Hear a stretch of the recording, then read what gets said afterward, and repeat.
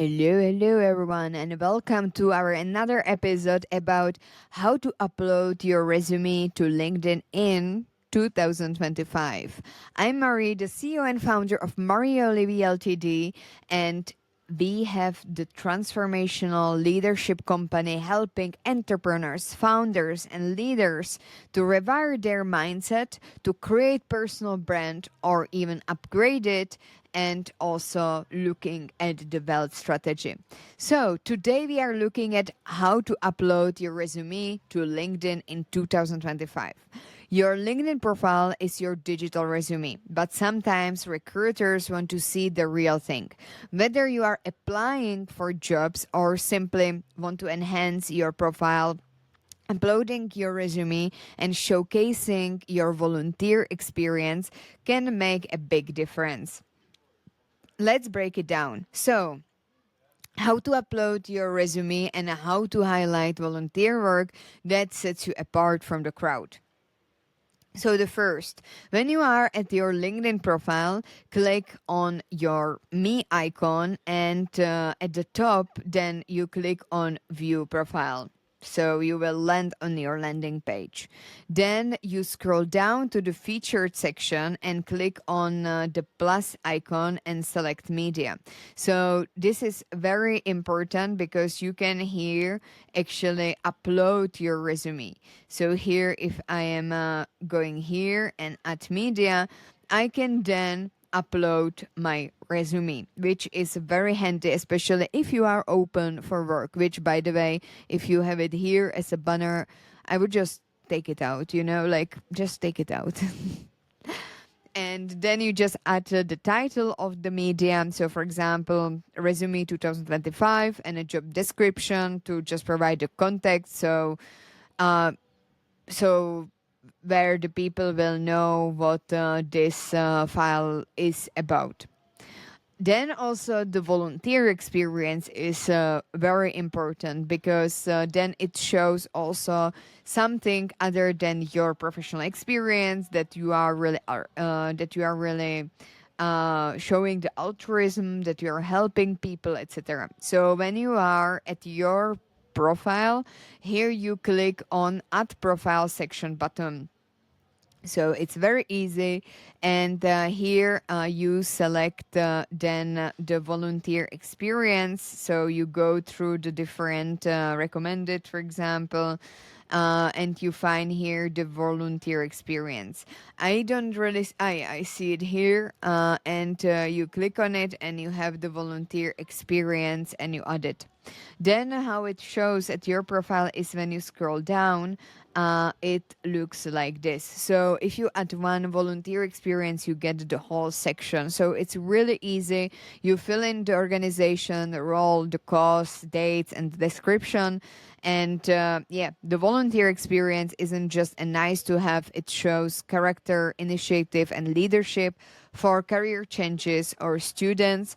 And it's often where your most transferable skills shine.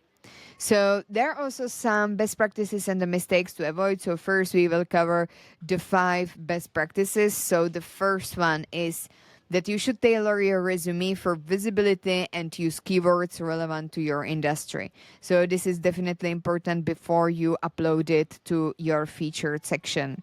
Then the second one is that you should keep your resume file name professional. So for example, resume 2025, and add also your first and second name will be beneficial for recruiters because this is how they usually then use it in their folders.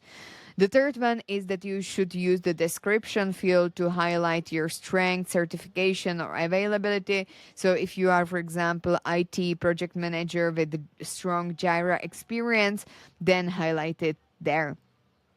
After that, we have also the list volunteer work like paid experience. Focus on impact, leadership, and relevant skills because volunteering is not the paid experience, but you can focus on the leadership and other skills. It's not just that you worked for the Red Cross.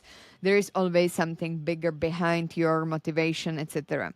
And the last but not least of the best practices is that you should align your resume and LinkedIn profile so the messaging is consistent. So these are the best practices that you should follow.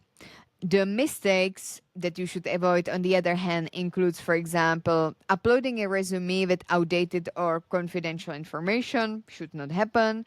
Then forgetting to remove personal details like your full address or phone number from the resume. So, I mean, I'm usually putting just the city, the country, and also the postcode, and that's totally enough.